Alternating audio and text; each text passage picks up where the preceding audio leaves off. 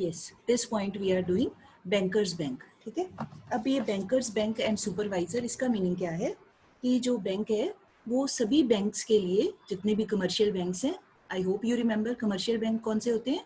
Commercial banks are those banks which perform two functions simultaneously. One, they accept deposits from the public and pay interest on them, and secondly they advance loans to the public for the purpose of their needs, various personal needs as well as for investment. Reason कोई भी हो सकता है. And for advancing loans, the banks they charge interest from the people. So difference between those two interest rates, that becomes the profit of the bank. That is why it is known as commercial bank. ठीक है, ये हमने किया था. तो अब जो central bank है, it acts as a banker to the all the banks in the country. Meaning is कि as we ordinary people, we go to our nearby commercial bank for depositing our money, for taking loan, for getting loan, for any of the work which is related to bank. We people go to the commercial bank. Same way, जो commercial banks हैं, they also need some place to go wherever they can do their work. उनको भी तो अपने से ऊपर कुछ higher authority चाहिए ना, जहाँ जाके वो अपने काम कर सकते हैं. तो as we people deal with the commercial banks, same way all the commercial banks they have the dealing with the central bank. उनके लिए उन्होंने अपना जहाँ पे डिपॉजिट करवाना चाहें या कुछ एडवांस करना चाहें लोन को, whatever they want, they can do all those things by going to the RBI. Now second is कि जो कमर्शियल बैंक्स हैं, since they are registered with that RBI या they are affiliated with that, तो we can in one way we can say कि जो central bank है that acts as a parent figure to the commercial banks. Parent figure लिखना नहीं है, ये मैं आपको समझाने के लिए बोल रही हूँ. पेरेंट फिगर मतलब कि कोई भी काम है जो कमर्शियल बैंक्स हैं, दे हैव टू गो या they can go when ever they require for any of their financial works, they take help of the central bank. Now how do they take help? There are three points which are given of that help, related to that help. First is custodian of cash reserves. जैसे custodian का ही yesterday I told the meaning, custodian का meaning होता है protector, guardian, है ना. तो किसी के बिहाफ के ऊपर किसी की चीज़ को प्रोटेक्ट करके रखना, that is called the work of a custodian. जैसे मैं Tanveer is visible to me, Tanveer कोई चीज़ मुझे देके जाए, कहे कि मैम 15 डेज के लिए इसको संभाल के रख लो, तो for those 15 days I will be the custodian of the asset of Tanveer, है ना, उसकी चीज़ मेरे पास पड़ी हुई है. तो सेम वे जो RBI है that acts as a custodian. Meaning is कि जितने भी हमारे कंट्री में ऑल द कमर्शियल बैंक्स हैं, they have to keep some part of their cash reserves with the RBI. Listen again, all the commercial banks of our country of India, they have to keep some part of their reserves, cash reserves with the RBI. अपना कुछ पैसा उनको हमेशा ही RBI के पास रखना पड़ता है. That is name is given here, cash reserve ratio. ये अभी हम इसके नेक्स्ट पॉइंट में डिटेल में करेंगे क्या होता है ये. तो they have to keep some part of their reserves with the RBI, और उसको फिर वो वापस नहीं लेना होता है, हमेशा उसके पास अपना रखना ही पड़ता है. सो जो RBI है that becomes, in that case it becomes the protector, guardian of that money, जो उसका अपना नहीं है, कमर्शियल बैंक्स का है, बट उसकी जो सुरक्षा है, उसका जो प्रोटेक्शन है, उसकी जो कस्टडी है, वो RBI के पास है. मतलब जो कमर्शियल बैंक्स हैं वो उसको वापस नहीं ले सकते, है उनका ही पैसा है पर वापस नहीं ले सकते. तो कौन संभाल के रखेगा, who will take care of that money? तो that care is taken by the RBI. तो in that sense the word has been used कि जो सेंट्रल बैंक है RBI है, it acts as a custodian. ठीक है. नंबर सेकेंड इज कि जो lender of the last resort, मतलब this is another way to help the commercial banks. अब इसका मतलब क्या है, lender of the last resort meaning is कि whenever commercial banks they are in some need of money, although उनके पास होता है बट स्टिल, जैसे हम लोगों की कोई ना कोई emergency, any need can come, any situation can come कि we are in the demand of money और हमारे पास पैसे ना हो, कोई भी इमरजेंसी हो सकती है. तो ऐसे ही कमर्शियल बैंक्स को, in case they are in any emergency और they are not having sufficient funds with them, उनको पास पैसा नहीं है, तो now they can borrow from anywhere, no doubt. But मान लो उनको कहीं से भी they are not getting help, कहीं से उनको मनी मिल नहीं रहा है, कोई मदद नहीं मिल रही है, जहाँ से भी उन्होंने एफर्ट किया अपने दूसरे बैंक्स के साथ में, कमर्शियल बैंकों से, जैसे भी whatever way they have adopted, but they suppose they don't get any help. तो then in that case what happens, they have the facility to go to the RBI. वहाँ जाके उनको हमेशा ही मदद मिलेगी. आरबीआई कभी उनको मना नहीं करेगा कि भाई ठीक है आप इमरजेंसी हम नहीं दे सकते. These words are never used by the RBI. तो इसी करके the word has been used lender of the last resort. Last resort होता है अल्टीमेट हेल्प, है ना. जैसे हम मान लो एक जस्ट वैसे एग्जांपल दे रही हूँ, हमारा कहीं भी काम नहीं बन रहा है तो हम इधर उधर सबसे पूछ लेते हैं नहीं बन रहा काम, फिर अल्टीमेटली हम भगवान को कहते हैं कि ये भगवान तू ही हमारी मदद करेगा, है ना. तो same thing can be adopted here also. तो ऐसे ही कमर्शियल बैंक्स को जब कहीं से भी कोई हेल्प नहीं मिलती है, they don't get any assistance from anywhere, then at the last point they have the facility to go to the center. Please mute yourself bete. At that time the central bank provides them the desired help. उनकी जो genuine help होती है, genuine ही होती है, otherwise कोई extra वेजेंट तो कुछ नहीं होता. मतलब ये भी एक इमरजेंसी है, अदरवाइज तो they are in a position to fulfil their all the needs. But चलो in case of any emergency तो जो सेंट्रल बैंक है that acts as a lender. Lender मतलब देने वाला, प्रोवाइड करने वाला. लास्ट रिजॉर्ट मतलब उसके बाद और कोई नहीं है. कमर्शियल बैंकों का जो आखिरी सहारा है वो ये आरबीआई ही है, तो ये भी हेल्प करता है. Last one is clearing house. Now clearing house का मीनिंग होता है, जैसे पहले इसको we can understand with example. जैसे मान लो आपके घर के पास है, मान लीजिए स्टेट बैंक ऑफ इंडिया आपके नियर बाय लोकेलिटी में. अच्छा, आपको किसी ने चेक दिया, किसी से आपने पैसे लेने थे, तो that person has provided you the cheque. उसने अपनी पेमेंट कर दी, बट वो चेक उसने काट के दिया पंजाब नेशनल बैंक का. ठीक है, आपको मान लो दिव्यांशी को नवनीत कौर ने पैसे देने थे, तो दिव्यांशी के घर के पास है एसबीआई, बट नवनीत कौर का जहाँ पर अकाउंट है वो बैंक है पंजाब नेशनल बैंक. तो नवनीत कौर ने अपना चेक काट के दे दिया, भाई दिव्यांशी ये लो चेक, तुम अपने अकाउंट में डिपॉजिट करवा लो, मैंने अपनी पेमेंट कर दी. ठीक. अच्छा, now Divyanshi will not go to Punjab National Bank. ये अपने ही बैंक में जाएगी, वहाँ जाके ये उस चेक को जो पंजाब नेशनल बैंक का है उसको डिपॉजिट करवा देगी. ठीक है. अच्छा, ऐसे ही सारे लोग करते हैं, क्योंकि ये तो कोई ज़रूरी नहीं ना all the people they should have account in the same bank. सबके अपने अपने अलग अलग बैंक्स में होते हैं. तो किसी ने किसी को पेमेंट करनी हो, कुछ लेना हो, देना हो, whatever type of transaction is there, तो लोग जहाँ पर उनका अकाउंट होता है उस बैंक का चेक काट के एक दूसरे को आगे दे देते हैं. ठीक. तो कहाँ पे ये सारी हैंडलिंग कहाँ पे हो, हमने तो जाके दे दिया, हमारे अकाउंट में दिव्यांशी के अकाउंट में पैसे भी आ गए, तो ये काम करता कौन है? Who provides this facility? कि भी बैंक एक है, उसके पैसे किसी दूसरे बैंक में आएंगे, तो अब क्या होगा, नवनीत कौर के पंजाब नेशनल बैंक अकाउंट से पैसे माइनस हो जाएंगे, डिडक्ट हो जाएंगे, दिव्यांशी के एसबीआई वाले बैंक में पैसे डिपॉजिट हो जाएंगे. ठीक है. तो वो ये काम करता कौन है? Who provides this facility? तो ये क्या होता है, इन ईच सिटी एक पर्टिकुलर ब्रांच होती है, किसी भी बैंक की एक मेन ब्रांच होती है, तो वहाँ पर उसको नाम दिया जाता है क्लियरिंग हाउस. क्लियरिंग हाउस का मतलब होता है, कभी आपने नोटिस किया हो, if you have gone to banks, तो आपने कई बार ये देखा होगा, वहाँ पे कहते हैं 12 बजे तक चेक लगवाना है, तो 12 बजे तक चेक लगवा दो, उसके बाद चेक नहीं जमा होंगे, है ना. या जमा भी होंगे तो कह देंगे बॉक्स में डाल दो, अगले दिन वो क्लियरिंग होगी. तो इसका मीनिंग क्या होता है कि एक दिन 12 बजे तक जितने भी चेक आ जाते हैं, फिर शाम को वो सारे बैंक्स, जो जितने भी पूरे सिटी में बैंक्स हैं, वो एक जगह एक किसी खास बैंक की ब्रांच जो कि ऑथराइज की होती है बाय आरबीआई कि यहीं पर ये काम होगा, तो वहाँ पर सारे बैंक जो होते हैं वो अपने चेक भेज देते हैं. वहाँ पर वो जो मेन बैंक है वो क्लियरिंग का काम करता है, एक दूसरे से जो भी ट्रांजैक्शंस है, इंटर ट्रांजैक्शन है, यहाँ से माइनस करना है, यहाँ से प्लस करना है, वो सारा काम उस मेन जगह के ऊपर किया जाता है. ठीक. तो वो जो बैंक होता है वो कहलाता है क्लियरिंग हाउस फंक्शन उसका, या क्लियरिंग हाउस कुछ ऐसे बोल देते हैं उसको. तो सेम थिंग इज हियर कि जितने भी कमर्शियल बैंक्स की आपस की ट्रांजैक्शंस हैं, एक दूसरे के अगेंस्ट चेक काटा है, दिया है, लिया है, जो भी अमाउंट है, उस सबको क्लियर कौन करता है? That work is done by the central bank. आपस के सारे, जैसे आप समझ लो, ऐसे आप समझ सकते हो उसको इजीली. अब जैसे आप सारी क्लास के बच्चे हो, आपने सबने एक दूसरे को कोई ना कोई पेमेंट करनी है, तो आप सब एक दूसरे के नाम पे चेक काट के, मान लो मैं आपकी क्लास इंचार्ज हूँ, मुझे आप दे दो कि मैडम ये लो, ये इस बच्चे को मैंने देना था, ये आप रखो, आप करो, सारे मेरे पास आके करें. तो फिर मैं क्या करूँगी, सबका जो अमाउंट है इसके हिसाब से निकाल के दूसरे के अकाउंट में, दूसरे के हिसाब से निकाल के तीसरे के अकाउंट में, मतलब मैं सबका काम क्लियर कर दूंगी. ठीक है. आपकी अपनी जिम्मेदारी खत्म हो गई. Now responsibility is mine to clear all these things, है ना. तो सेम थिंग इज हियर. सारे कमर्शियल बैंक अपने सारे चेक आरबीआई में दे देते हैं, फिर आरबीआई की जिम्मेदारी है, उसकी रिस्पॉन्सिबिलिटी है हाउ टू क्लियर. तो क्योंकि this work is done by RBI, that is why the name is given कि भी जो आरबीआई है, it acts as a clearing house.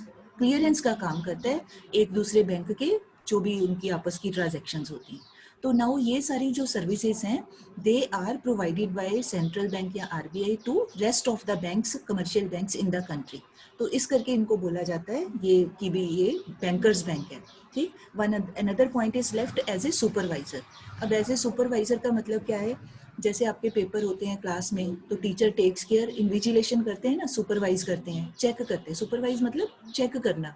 तो अब जितने भी कमर्शियल बैंक्स हैं वो सारे अपना अपना काम कैसे कर रहे हैं, are they performing, are they doing well, are they following the norms and guidelines of the central bank, are they working according to the guidelines, सब उसके हिसाब से आरबीआई के अकॉर्डिंग आर दे वर्किंग और नॉट। तो who will take care of this?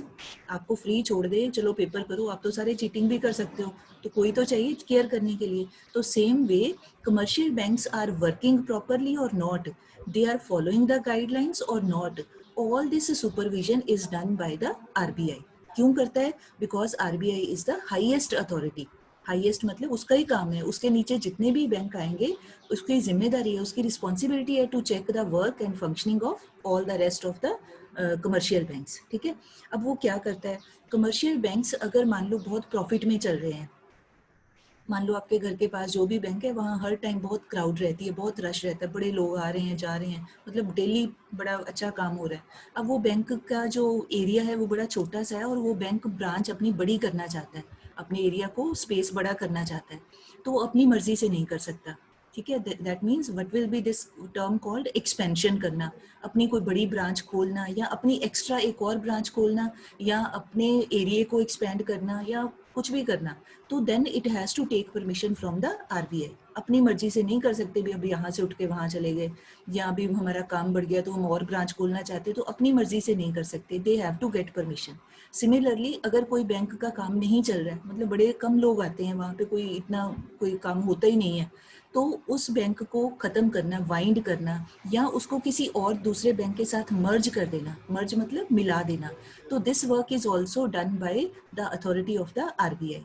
जैसे आप ऐसे समझ लो, मान लो आप कॉमर्स सेक्शन ही है आपका, तो मान लो 2-3 कॉमर्स के सेक्शंस हैं, हर सेक्शन में 10-10 बच्चे हैं, तो अब 10 बच्चों के तो बड़ा छोटा सेक्शन है, तो क्या किया जा सकता है कि all the students of all the 3 sections they can be merged into one section, तीनों को मिला के एक क्लास बनाई जा सकती है। तो बट अपने आप नहीं बनाई जाएगी, this work will be done by the RBI. किनको मर्ज करना है, मर्ज माने मिलाना, किनको मर्ज करना है, किनको एक्सपेंड करना है, किनकी ब्रांचेस बढ़ानी है या किनके एसेट्स जो हैं, लिक्विडिटी एसेट्स वो कम पड़ रहे हैं, उसको कैसे हेल्प करना है।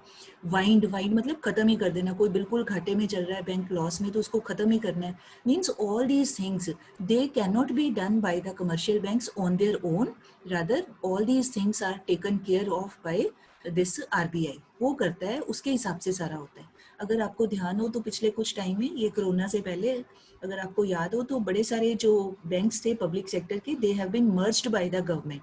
पीछे अभी मुझे एग्जैक्ट नाम तो याद नहीं है, बट कई सारे बैंक्स को मर्ज किया गया, इकट्ठे किया गया। तो अब वो किसने इकट्ठे किया है, किसकी परमिशन से हुआ है? आरबीआई की। मैं बाद में ढूंढ के आपको नाम बता दूंगी। तो वो मतलब that merging has been done by the this RBI. So क्योंकि ये सुपरवाइज करता है, चेक करता है, गाइड करता है, तो that is why it is also known as supervisor. ठीक है, तो मार्क्स के अकॉर्डिंग, यहाँ तो डिटेल दिया हुआ है बट मार्क्स के अकॉर्डिंग आपने शॉर्टकट सी एक्सप्लेनेशन वो आपने देनी है। ठीक है जी, चलो now last and most important, last function is control of credit, और इसी को ही कह देते हैं controller of money supply and credit. ठीक है, मीनिंग इज कि जो आरबीआई है वो कंट्री के अंदर कितना क्रेडिट है, कितनी मनी सप्लाई इस समय है कंट्री के अंदर, उसको एक्सपैंड करना है या उसको कम करना है। All this work is controlled by the RBI, that is why it is known as controller of money supply and credit या सिंपली कंट्रोल ऑफ क्रेडिट। ठीक है, अब आप इसके साथ में ही एक आप लिख लो नीचे, वैसे I have sent the picture also, but आप अपनी बुक के ऊपर ही यू कैन राइट, जहाँ ये पॉइंट दिया हो ना controller of money supply and credit, वहाँ पे you please write on monetary policy of the central bank. I am going to dictate one line, please note down. इसी जो काम है, फंक्शन है, this is also known as monetary policy.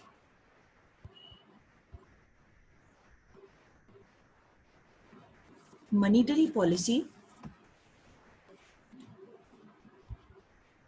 of the central bank, monetary policy of the central bank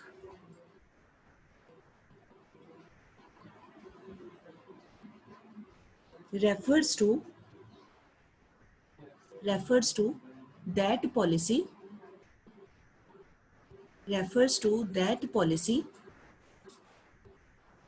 of the central bank. Repetition हो रही है, line बाद में आप अपने अकॉर्डिंग बना लेना. refers to that policy of the central bank which is related to the control of money supply,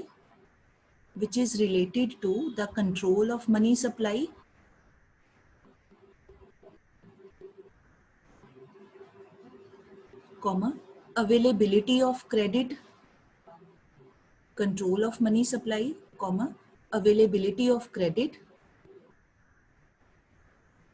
and interest rates in the economic system of the country.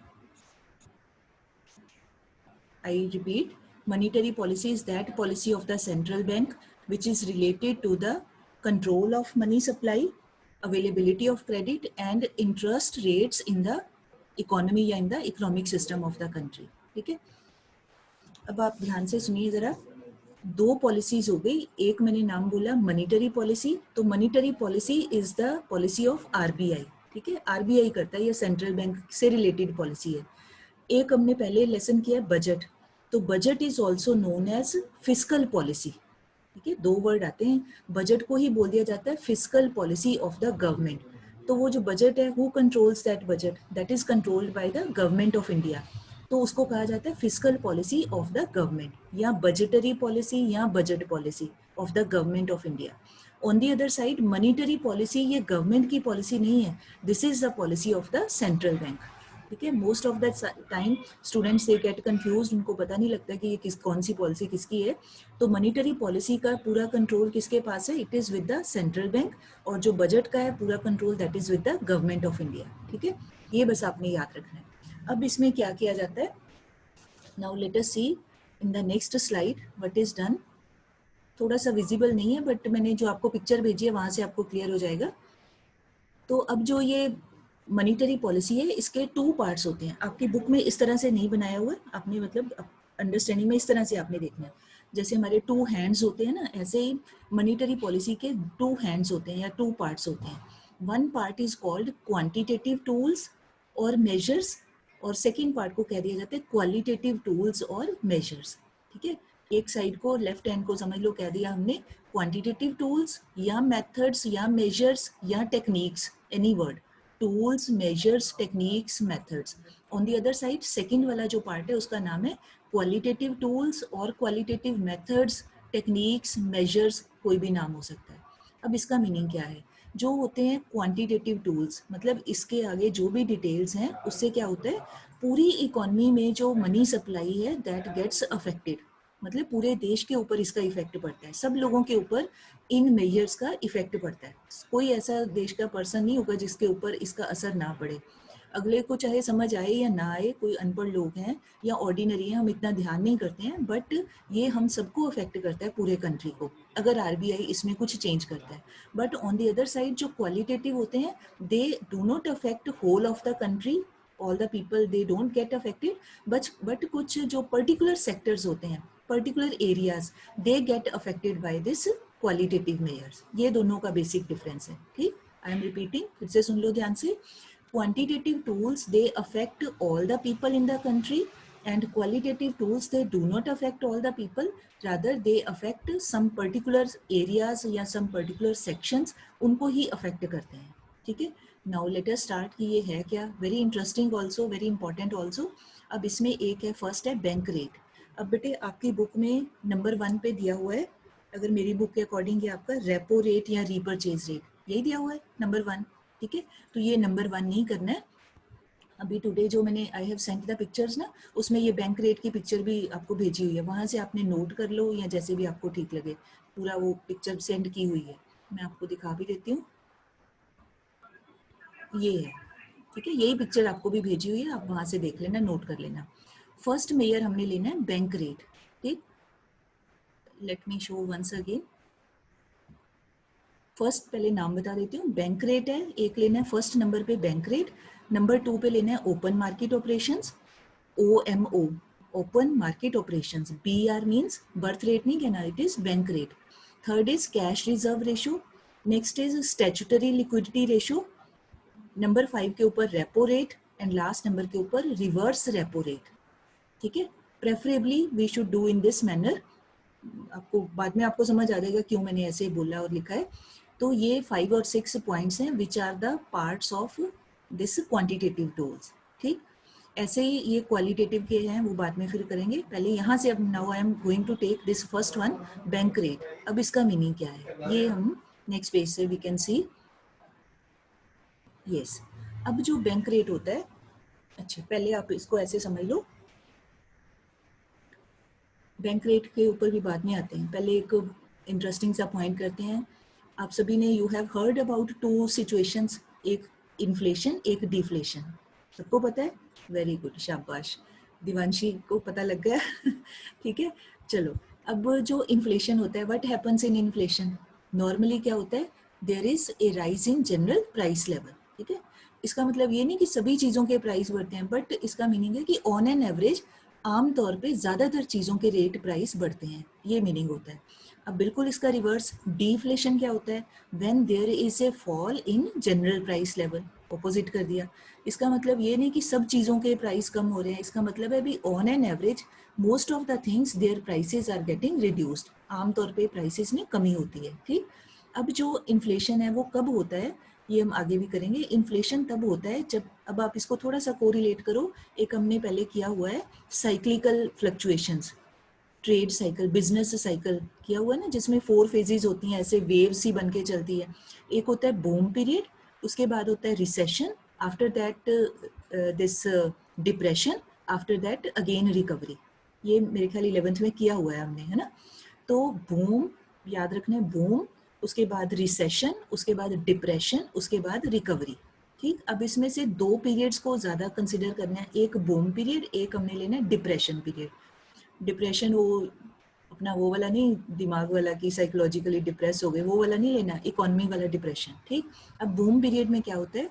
Boom period is that period in which there is normally very high demand for all the goods and services. आमतौर पे लोग बहुत demand करते हैं, people they love to go to markets. अब market में कब जाएंगे? जब उनके पास मनी होगा तभी कोई जाना पसंद करेगा ना, बिना पैसों के तो नहीं कोई जा सकता. तो इसका मीनिंग हो गया कि people have money with them, उनके पास एक्सेसिव मनी है, परचेजिंग पावर है, they want to spend it, they go to market, they like to buy the things. तो when people want to spend money, उनके पास पावर है, पैसों की पावर है, तो that means it is very beneficial for the producers. उनको तो बहुत खुशी होगी कि उनका सामान बिक रहा है. लोग मार्केट्स में जाते हैं तो बेचने वालों का सामान बिकता है, तो they feel very happy and dilated always. क्यों? क्योंकि उनके प्रॉफिट बढ़ते हैं. जब लोग खरीदारी करते हैं, दिवाली पे सारे लोग शॉपिंग करते हैं, तो दुकानदार आप देखते हो कितने बाजार सजे होते हैं. क्यों होते हैं? क्योंकि उनका सामान बिकता है ना. तो इसका मतलब हो गया कि जो बूम पीरियड है उस समय लोगों के पास परचेजिंग पावर होती है, मनी होता है, इनकम होती है, और वो बड़ी खुशी खुशी से उसको खर्च भी करना चाहते हैं. बट होता क्या है, जब वो खर्च करना चाहते हैं, अगर उस समय उनको बाज़ारों से, मार्केट से कमोडिटीज़ नहीं मिलती हैं, सामान नहीं मिलता है, तो फिर वहाँ पर सिचुएशन हो जाती है इन्फ्लेशन की. इन्फ्लेशन मीन्स भाई चीज़ें महंगी हो जाती हैं. महंगी होने के बावजूद भी लोग खरीदना चाहते हैं. क्यों खरीदना चाहते हैं? क्योंकि पैसे हैं, वो खर्चना ही चाहते हैं. तो चीज़ें महंगी होने के बाद भी वो खर्चते हैं अपने पैसे. और प्रोड्यूसर्स क्या करते हैं? वो थोड़ा थोड़ा प्राइस बढ़ाते जाते हैं, क्योंकि उनको पता है लोग आ रहे हैं. तो प्रोड्यूसर्स भी अपना, बेचने वाले प्रोड्यूसर कम सेलर, वो भी अपनी चीज़ों के रेट थोड़े थोड़े बढ़ाते रहते हैं. तो मतलब इन्फ्लेशन होने के बाद भी लोग डिमांड करते हैं. There is excessive demand in the market. ठीक है, तो एक्सेसिव डिमांड को ही कह दिया जाता है एक्सेस डिमांड, या उसी सिचुएशन को ही, in other words we name it as inflation. ठीक है, अब थोड़ा सा पूरी अंडरस्टैंडिंग कर लो भी. लोग बहुत डिमांड करते हैं, उनके पास परचेजिंग पावर है, they have income in their pockets, they want to spend it, and they don't mind to pay a price which is little bit even higher also. कोई उनको फर्क नहीं पड़ता है. तो जब प्राइस हायर होते हैं तो हम उसी को ही कह देते हैं भाई इन्फ्लेशन है, तब भी लोग खरीद रहे हैं. लोगों के पास एक्सेस डिमांड है, वो चाहते हैं खरीदना, तो वो जाते हैं और हाई प्राइस के ऊपर भी चीज़ों को खरीदते हैं. तो ऐसी सिचुएशन होती है एक्सेस डिमांड. अब मैं ये इतना लंबा चौड़ा क्यों बोल रही हूँ वो भी आपको समझ में आएगा. उसके बाद दूसरी सिचुएशन को समझ लेते हैं. अब उसके बाद क्या होता है, मार्केट में हमेशा ही ये बूम पीरियड बड़ा इन्फ्लेशन वाला पीरियड, प्रॉफिटेबल पीरियड हमेशा नहीं रहता है. इट ऑल्सो स्लोज डाउन, इसकी भी स्पीड थोड़ी कम होती है after a given period of time. कोई फिक्स पीरियड नहीं होता, बट स्लोली एंड स्टेडली, जैसे हम बोलते हैं कोई सिचुएशन फॉर एवर नहीं होती है, तो ऐसे ही प्रॉफिट्स और बूम पीरियड, इन्फ्लेशन का period, it is not for ever. फिर थोड़ा थोड़ा सा काम में स्लो आता जाता है, स्लो डाउन होता है, मंदी आती है. उस स्लो डाउन जो धीरे धीरे आ रहा होता है, दैट इज कॉल्ड रिसेशन. जैसे 3-4 पीरियड के बाद रिसेस होती है ना, थोड़ा सा कम होता है काम, तो ऐसे ही रिसेशन आता है, स्लो डाउन आता है. फिर जब वो स्लो डाउन अपनी लोएस्ट पीक पे पहुंच जाता है, बिल्कुल घाटा होना शुरू हो जाता है, अब क्या होता है, उसको कह देते हैं डिप्रेशन. मीनिंग इज कि भाई अब ऐसी एक सिचुएशन आ जाती है कि लोग मार्केट जाना लाइक नहीं करते हैं. Why don't they like? Because they don't have income in their pockets. काम धंधे इतने हैं नहीं, इतनी एम्प्लॉयमेंट मिल नहीं रही, लोगों के पास इतनी इनकम नहीं है कि वो खर्चा कर सकें. तो खर्चा नहीं कर सकते, इस करके they don't go to market. जब वो नहीं जाते हैं तो प्रोड्यूसर्स के पास, सेलर्स के पास जो भी सामान पड़ा हुआ होता है, that remains unsold.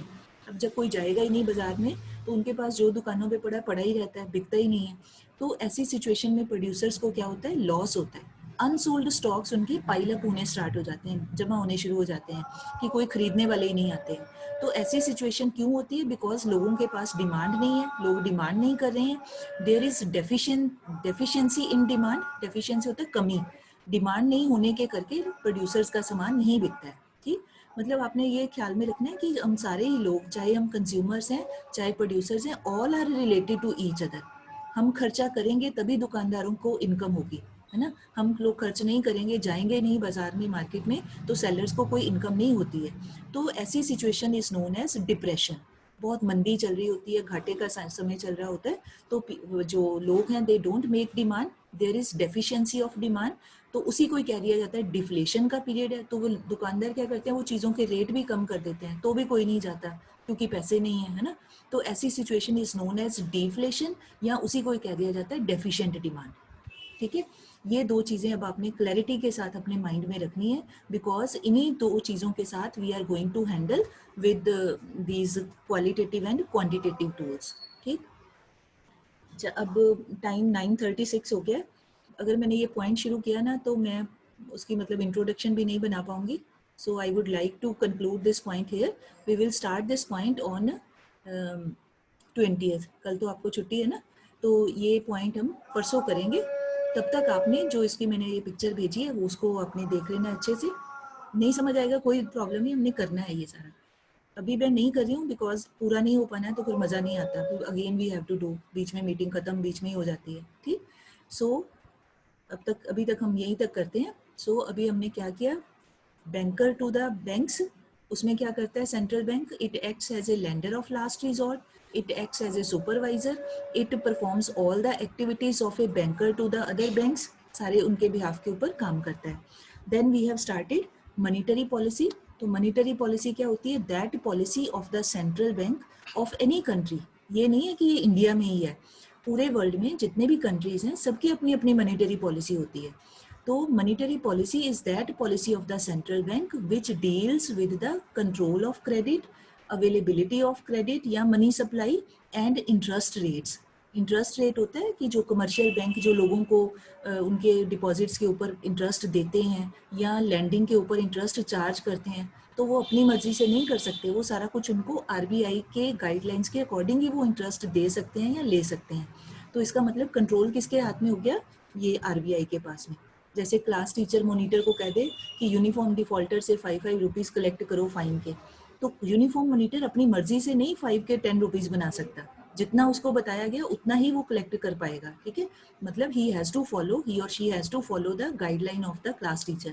Same way बैंकों ने कितना इंटरेस्ट लोगों को देना है उनके डिपॉजिट्स के ऊपर, और whatever interest they have to charge from on their lending, that work is decided by the RBI. तो उसके मुताबिक उनको काम करना पड़ता है. इस करके ये सारे फंक्शंस करने के करके RBI is known as bankers bank. Then we have done this, sorry ये क्या बोल रही थी मैं, मॉनिटरी पॉलिसी. तो all these things since they are in the very much control of the central bank, तो उन्हीं को सबको इकट्ठा नाम दे दिया जाता है मॉनिटरी पॉलिसी.